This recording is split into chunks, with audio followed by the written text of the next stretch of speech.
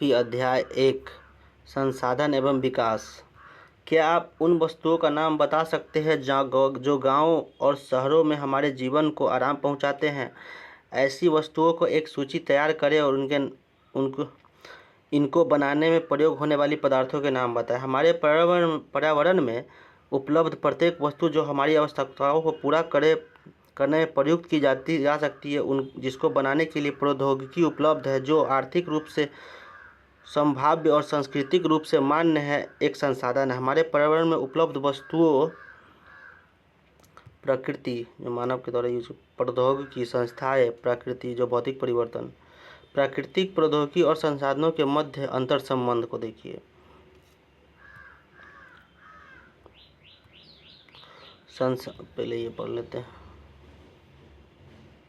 वस्तुओं की रूपांतरण प्रक्रिया प्राकृतिक प्रौद्योगिकी और संस्थाओं के पारस्परिक क्रियात्मक संबंध में निहित है। मानव प्रौद्योगिकी द्वारा प्रकृति के साथ क्रिया करते हैं और अपने आर्थिक विकास की गति को तेज करने के लिए संस्थाओं का निर्माण करते हैं। क्या आप भी अन्य बहुत से लोगों की तरह संसाधनों के प्राकृतिक उपहार समझते हैं? ऐसा नहीं है। संसाधन मानवीय क्रियाओं का परिणाम है। मानव स्वयं संसाधनों का महत्वपूर्ण हिस्सा है। वे पर्यावरण में पाए जाने वाली पदार्थों को संसाधनों में परिवर्तित करते हैं तथा उन्हें प्रयोग करते हैं। इन संसाधनों का वर्गीकरण निम्न प्रकार से किया जा सकता है: उत्पत्ति के आधार पर, जैव तथा और अजैव, समाप्यता के आधार पर, नवीकरणीय योग्य और अनवीकरणीय योग्य, स्वामित्व के आधार पर, व्यक्तिगत और सामुदायिक, राष्ट्रीय और अंतर्राष्ट्रीय, विकास के स्तर के आधार पर, संभावी, विकसित, भंडार और संचित कोष। संसाधन जो कि प्राकृतिक होते हैं और मानवीय होते हैं। प्राकृतिक दो प्रकार के होते हैं, नवीकरणीय योग्य और अनवीकरणीय योग्य होते हैं। नवीकरणीय में आते हैं सतत और जैव। सतत में आते हैं अथवा प्राव जैसे पवन, जल। जैव में आते हैं जैव में प्राकृतिक वनस्पति जो वन होते हैं, वन्य जीव, ये सब जैव में आते हैं। अनवीकरणीय योग्य में पुनः चक्रीय धातु जैसे अचक्रीय जीवाश्म ईंधन जो कि खत्म हो सकते हैं। मानवीय संरचना एवं संस्थाएं, मात्रा एवं गुणवत्ता।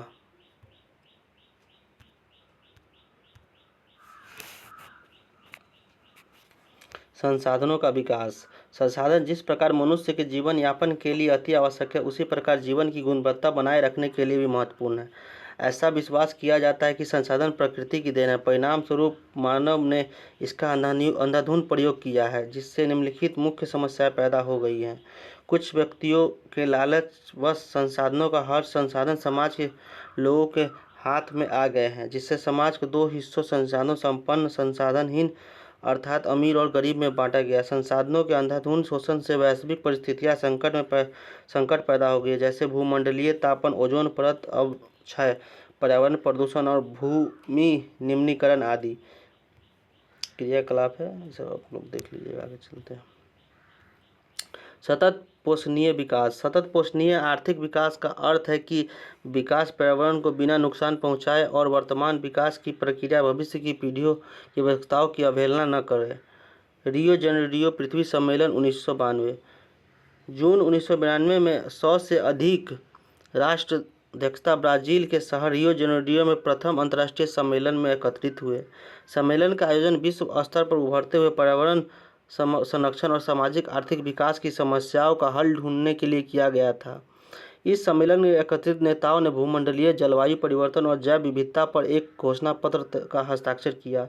रियो सम्मेलन में भूमंडलीय वन्य सिद्धांतों, फॉरेस्ट प्रिंसिपल पर सहमति जताई और 21वीं शताब्दी में सतत पोषणीय विकास के लिए एजेंडा 21 को स्वीकृति प्रदान की। एजेंडा 21 क्या है? यह एक घोषणा पत्र है जिसने 1992 में ब्राजील के शहर रियो डी जेनेरो में संयुक्त राष्ट्र पर्यावरण और विकास सम्मेलन UNCED के तत्वाधान के राष्ट्र अध्यक्षों द्वारा स्वीकृत किया गया था।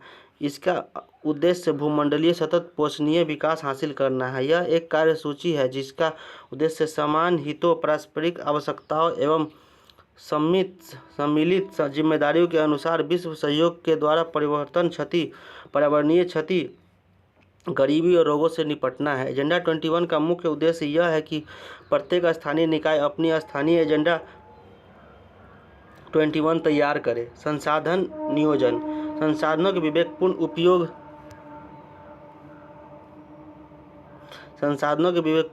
उपयोग, नियोजन एवं समन्वय रीति। इसका भारत जैसे देश में जहां संसाधनों की उपलब्धता में बहुत अधिक विविधता है, यह और भी महत्वपूर्ण है। यहाँ ऐसे प्रदेश है जहां एक तरह की संसाधन की प्रचुरता है परंतु दूसरे तरह के संसाधनों की कमी है। कुछ ऐसे प्रदेश भी है जो संसाधनों की उपलब्धता के संदर्भ में आत्मनिर्भर है। चाहिए मानव जीवन की गुणवत्ता और विश्व शांति बनाए रखने के लिए संसाधनों का समाज में न्याय संगत बंटवारा आवश्यक हो गया है। यदि कुछ ही व्यक्तियों तथा देशों द्वारा संसाधनों का वर्तमान दोहन जारी है तो हमारी पृथ्वी का भविष्य खतरे में पड़ सकता है। इसलिए हर तरह के जीवन का अस्तित्व बनाए रखने के लिए संसाधनों के उपयोग की योजना बनाना अति आवश्यक है। सतत विकास सही अर्थ में सतत पोषणीय विकास का ही एक हिस्सा है।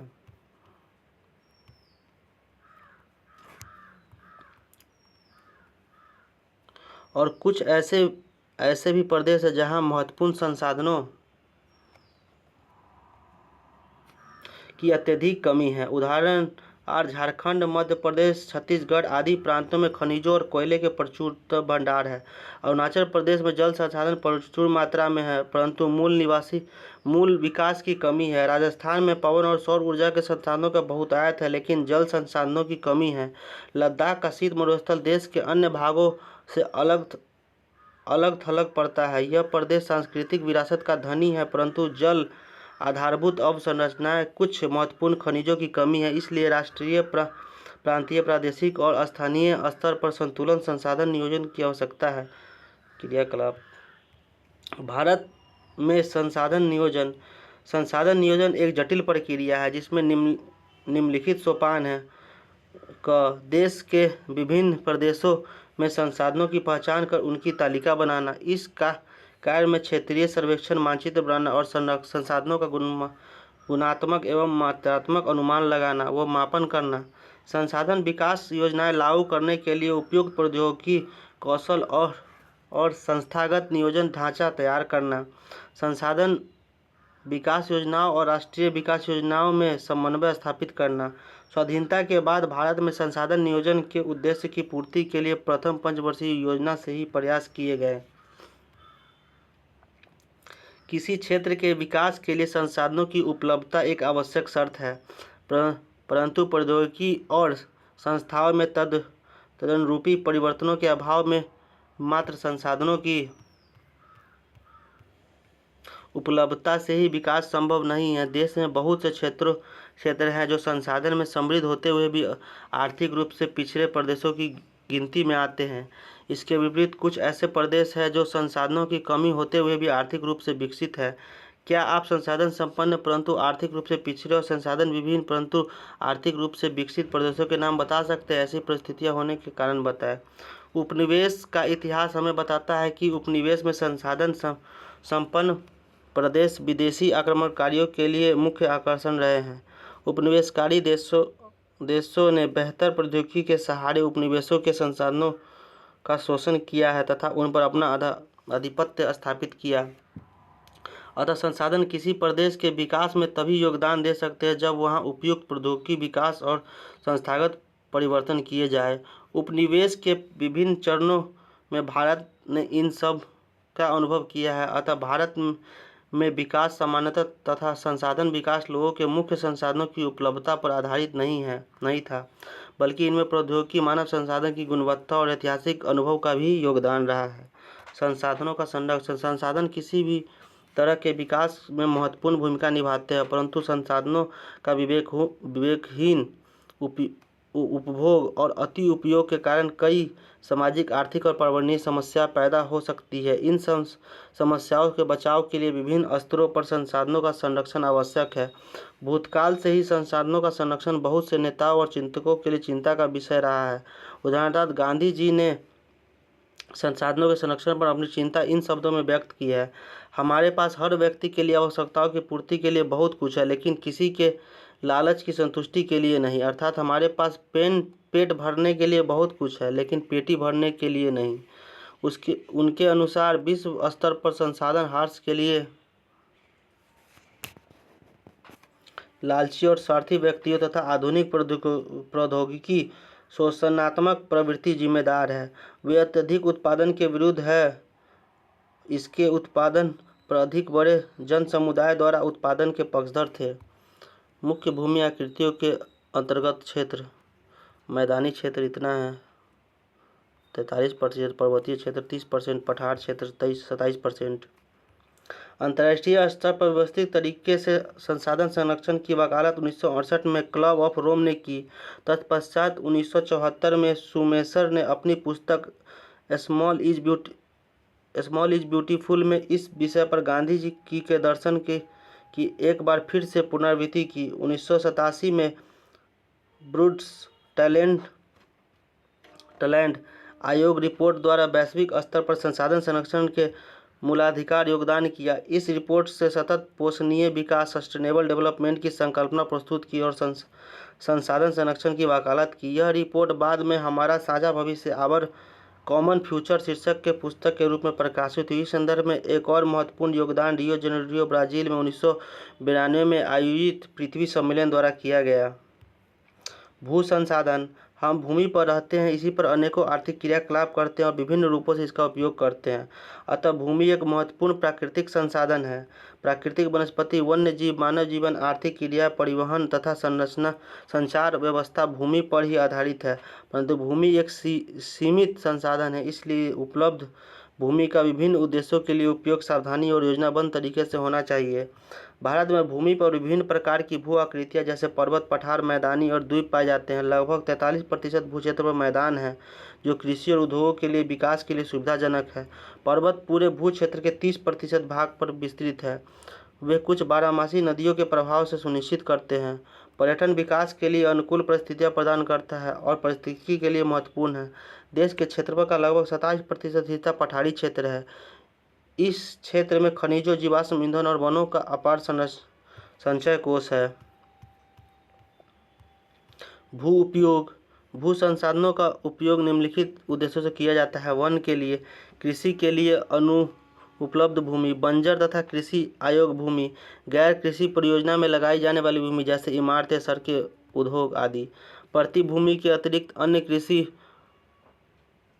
अयोग्य भूमि, अस्थायी चारागाह तथा अन्य गोचर भूमि, विविध वृक्षों, फसलों तथा उपवनों के अधीन भूमि जो शुद्ध बोए गए क्षेत्रों में शामिल नहीं है, कृषि योग्य बंजर भूमि जहाँ 5 से अधिक वर्षों से खेती न की गई हो, प्रति भूमि, वर्तमान प्रति जहाँ एक कृषि वर्ष में उनके कम से खेती न की गई हो, वर्तमान प्रति भूमि के अतिरिक्त अन्य प्रति भूमि जो पुरातन जहाँ 1 से 5 कृषि वर्ष के लिए खेती न की गई हो, शुद्ध निवल योजना बोया गया क्षेत्र वह भूमि से जिस पर फसलें उगाई व काटी जाती है वह शुद्ध निवल बोया गया क्षेत्र कहलाता है। एक कृषि वर्ष में एक बार से अधिक बोए गए क्षेत्र में शुद्धता निवल बोए गए क्षेत्र में जोड़ दिए जाए तो वह सफल कृषि क्षेत्र कहलाता है।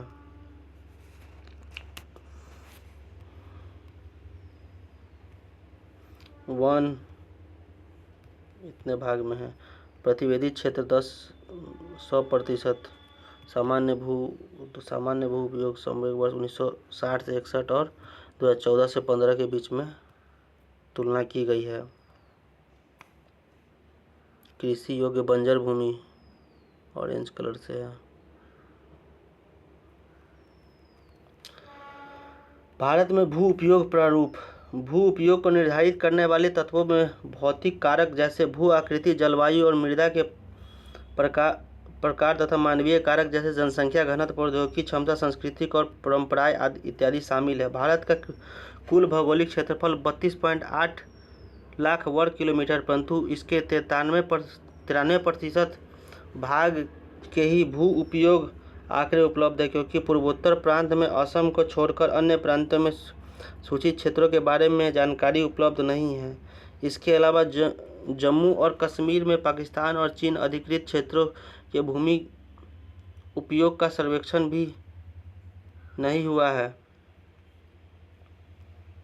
क्रियाकलाप: भू उपयोग के 2 चित्र दो वृत्त चित्र को देखें। 1.4 में तुलना करके पता लगाया कि 1960 से 61 और 2014 से 15 के बीच शुद्ध निवल बोए गए क्षेत्र और वनों के अंतर्गत भूमि के बहुत सीमित परिवर्तन ही क्यों आया है।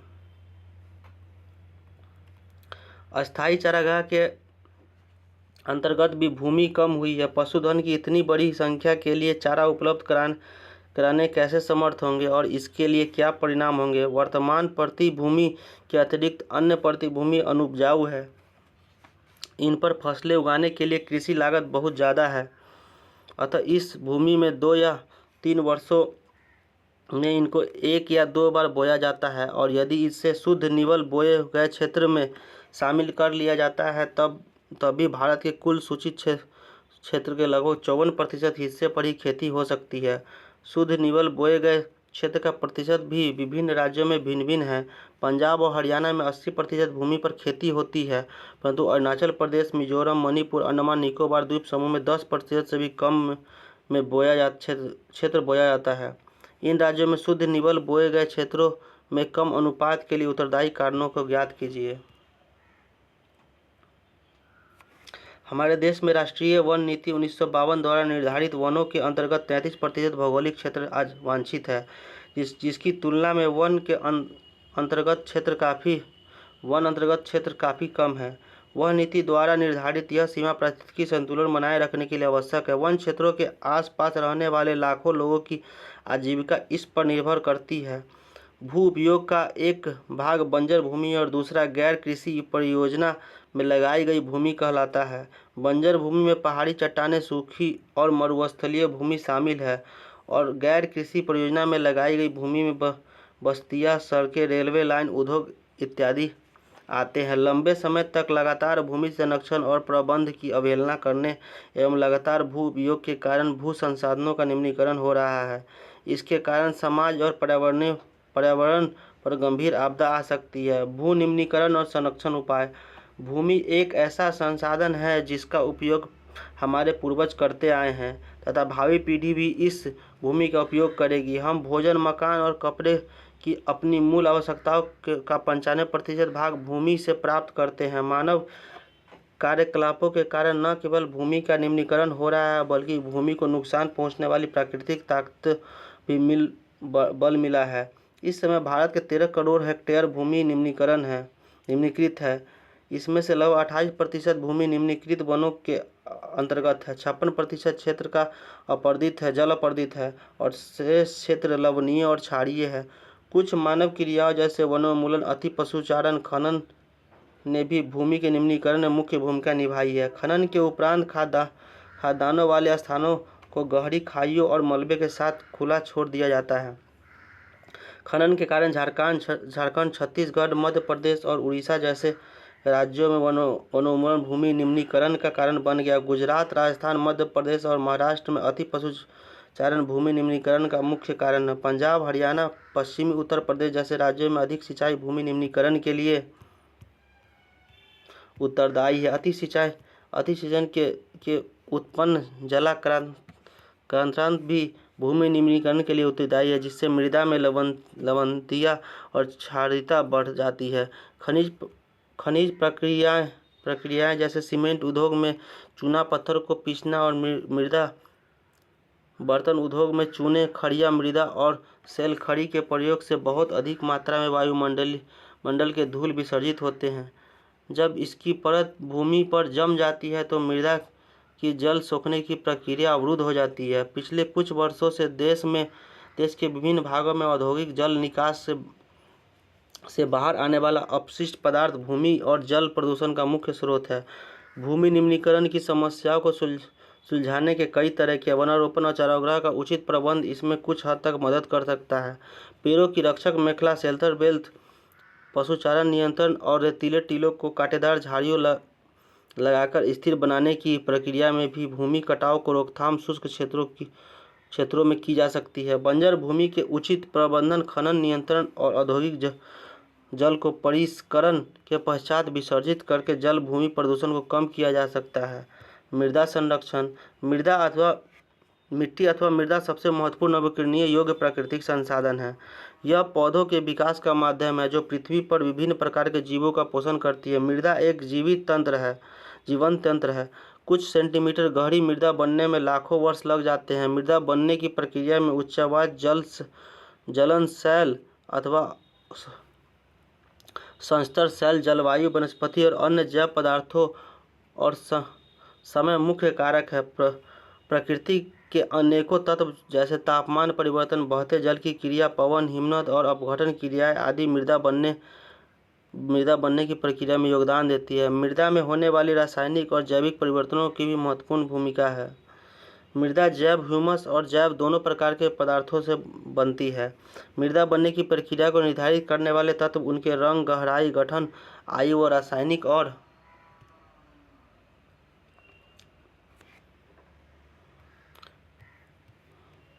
भौतिक गुणों के आधार पर भारत की मृदाओं के निम्नलिखित प्रकार हैं। मृदा परिच्छेदिका, अपक्षय रहित आधारी चट्टानें, अंतःस्तरीय अपक्षयी आधारी चट्टानें, उप मृदा अपक्षयित चट्टानों वाली गाद, सिल्ट व मृत्तिका, ऊपरी स्तर की मृदा।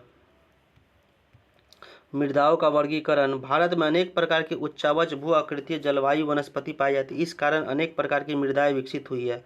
जलोढ़ मृदा, यह मृदा विस्तृत रूप में से फैली हुई है और यह देश की महत्वपूर्ण मृदा है। वास्तव में संपूर्ण उत्तरी मैदान जलोढ़ मिट्टी में मृदा बना है। यह मृदाएं हिमालय की 3 महत्वपूर्ण नदी तंत्रों सिंधु, गंगा और ब्रह्मपुत्र नदियों द्वारा लाए गए हैं। निक्षेप से बनी एक संकरे गलियारे के द्वारा ये मृदाएं राजस्थान के गुजरात तक फैली है। पूर्वी तटीय मैदान विशेषकर महानदी, गोदावरी, कृष्णा और कावेरी नदियों के डेल्टे भी जलोढ़ मृदा से बने हैं। जलोढ़ मृदा रेत, सिल्ट और मृत्तिका के विभिन्न अनुपात में पाए जाते हैं। जैसे हम नदी के मुहाने से घाटी के ऊपर की ओर जाते हैं, मृदा के कणों का आकार बढ़ता चला जाता है। नदी घाटी के ऊपरी भाग जैसे ढाल भंग के समीप मोटे कण वाली मृदाएं पाई जाती हैं। ऐसी मृदाएं पर्वत की तलहटी पर बने मैदानों जैसे चो क्षेत्र और चराई में आमतौर पर पाई जाती है। कणों के आकार या घटकों के अलावा मृदाओं की पहचान उसकी आयु से भी होती है। आयु के आधार पर जलोढ़ मृदाएं 2 प्रकार की होती है। पुरानी जलोढ़ जो कि बांगर कहलाता है और नया जलोढ़ जो कि खादर है। बांगर मृदा में कंकड़ ग्रंथियां की मात्रा अधिक होती है। खादर मृदा में बांगर मृदा की तुलना में ज़्यादा महीन कण पाए जाते हैं। जलोढ़ मृदा बहुत कम उपजाऊ होती है। अधिकतर जलोढ़ मृदाएं पोटास, फास्फोरस और चूना युक्त होती है जो इनको गन्ने, चावल और गेहूं और अन्य अनाजों जैसे दलहन फसलों की खेती के लिए उपयुक्त बनाती है। अधिक उपजाऊपन के कारण जलोढ़ मृदा वाले क्षेत्र में गहन कृषि की जाती है और जहाँ जनसंख्या घनत्व भी अधिक होता है।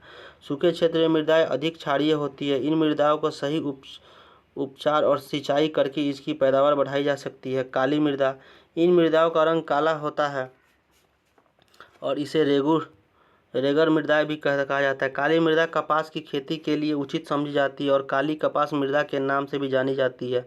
यह माना जाता है कि जलवायु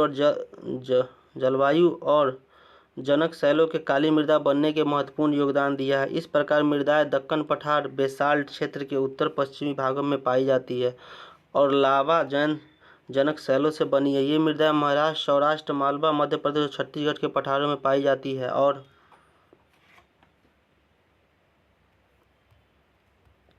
नेपाल पर्वत और वन का क्षेत्र देखिए यहाँ पे है। इतना क्षेत्र में पर्वत और वन फैला हुआ है। शुष्क क्षेत्र,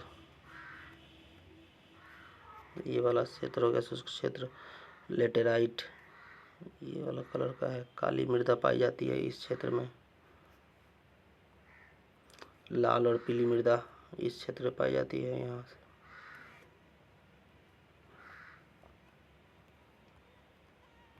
जलोढ़ मृदा इस क्षेत्र में, यूपी, बिहार सब में जलोढ़ मृदा ज़्यादा पाई जाती है। मृदा के मुख्य प्रकार: काली मृदा, लेटेराइट मृदा दक्षिण पूर्वी दिशा में गोदावरी और कृष्णा नदियों की घाटियों तक फैली है। काली मृदा बहुत महीन कणों अर्थात मृतकों से बनी है। इसका नमी धारण करने की क्षमता बहुत होती है। इसके अलावा ये मृदाएं कैल्शियम कार्बोनेट, मैग्नीशियम, पोटास और चूने जैसी पौष्टिक तत्वों से परिपूर्ण होती है, परंतु इसमें फास्फोरस की मात्रा कम होती है। गर्म और शुष्क मौसम इन मृदाओं में गहरी दरारें पड़ जाती है, जिसमें इनमें अच्छी तरह से वायु मिश्रण हो जाती है। गीली होने पर यह मृदा चिपचिपी हो जाती है और इनको जोतना मुश्किल होता है। इसलिए इनकी जुताई मानसून प्रारंभ होने से पहले बौछारों से शुरू कर दी जाती है। लाल और पीली मृदा। लाल मृदा दक्कन पठार के पूर्वी और दक्षिणी हिस्से में रवेदार आग्नेय चट्टानों में कम वर्षा वाले भागों में विकसित हुई है।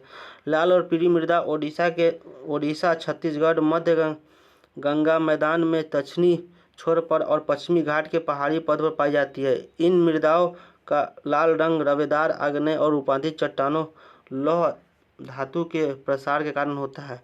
इनका पीला रंग इसमें जलयोजन के कारण होता है।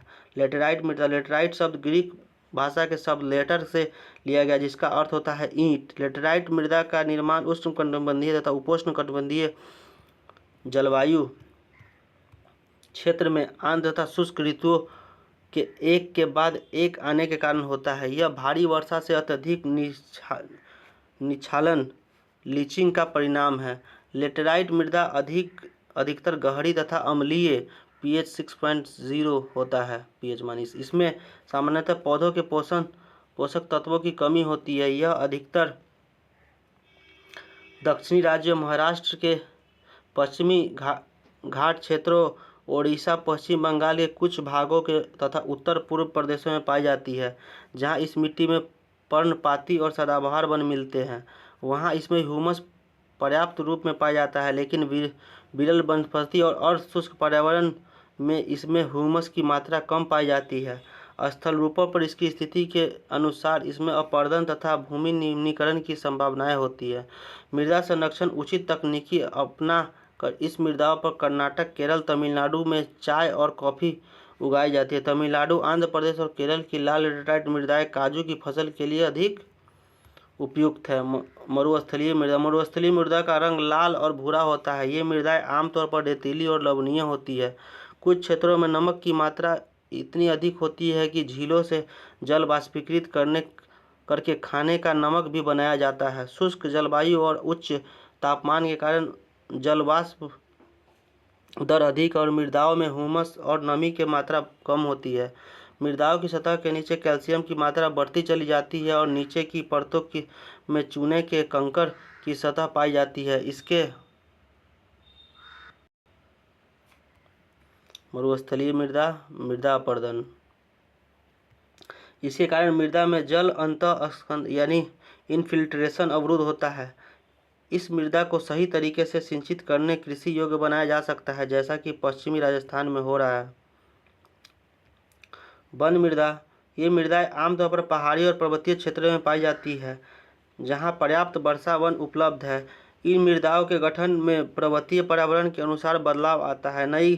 नदी घाटियों में ये मृदाएं दोमट और सिल्टदार होती है, परंतु ऊपरी ढालों में इनका गहन मोटेकरण के कारण होता है। हिमालय के हिमच्छादित क्षेत्रों में इन मृदाओं का बहुत अपरदन होता है और ये अधिशीलक यानी एसिटिक तथा ह्यूमस रहित होती है। नदी घाटियों में निचले क्षेत्रों में विशेषकर नदी सोपान और जलोढ़ पंखों आदि में ये मृदाएं उपजाऊ होती है। मृदा अपरदन और संरक्षण। मृदा के कटाव और उनके बहाव की प्रक्रिया को मृदा अपरदन कहा जाता है। मृदा के बनने और अपरदन की क्रिया आमतौर पर साथ साथ चलती है और दोनों में संतुलन होता है, परंतु मानवीय क्रियाएं जैसे वनोन्मूलन, अति पशु चरण, निर्माण और खनन इत्यादि से कई बार यह संतुलन भंग हो जाता है तथा प्राकृतिक तत्व जैसे पवन, हिमनद और जल मृदा अपरदन करते हुए बहता हुआ जल मृत्तिकायुक्त मृदाओं को काटते हुए गहरी वहिकाएं बन जाता है, जिससे अब नलिकाएं कहते हैं। ऐसी भूमि जोतने योग्य नहीं रहती है, इसे उत्खात भूमि बैडलैंड कहते हैं। चंबल बेसिन में ऐसी भूमि को खंड यानी रेवाइन भूमि कहा जाता है। कई बार जल विस्तृत क्षेत्र को ढके हुए ढाल के साथ नीचे की ओर बहता है। ऐसी स्थिति में इस क्षेत्र में ऊपरी मृदा घुलकर जल के साथ बहती है। इसे चादर अपरदन, सीट इरोजन कहा जाता है। पवन द्वारा मैदान अथवा ढालू के क्षेत्र से मृदा को उड़ा ले जाने की प्रक्रिया को पवन अपरदन कहा जाता है। कृषि के गलत तरीके से भी मृदा अपरदन होता है। गलत ढंग से हल चलाने, जैसे ढाल पर के ऊपर नीचे की ओर हल चलाने की वाहिकाएं बन जाती है, जिसके अंदर ये बहता पानी आसानी से मृदा का कटाव करता है। ढाल वाली भूमि पर समोच्च रेखाएं के समानांतर हल चलाने की ढाल के साथ जल बहाव की घटती अवनालिका आवर्तन है। समोच्च जुताई, इसे काउंटर फ्लोइंग कहा जाता है। ढाल वाली भूमि पर सोपान बनाए जाते हैं। सोपान कृषि अपरदन को नियंत्रित करती है। पश्चिमी और मध्य हिमालय में सोपान अथवा सीढ़ीदार कृषि काफ़ी विकसित है। बड़े खेतों को पट्टियों में बांधा जाता है। फलों के बीच घास की पट्टियाँ उगाई जाती है। ये पवने द्वारा जनित बल को कमज़ोर करती है। इस तरीके से पट्टी स्ट्रिप फार्मिंग कहते हैं। पेड़ों को कतारों में लगाकर शेल्टर बेल्ट मेखला बनाने के लिए पवनों की गति कम करना इस रक्षक पट्टियों का पश्चिमी भारत में रेत की टीलों के स्थानीयकरण में महत्वपूर्ण योगदान रहा है।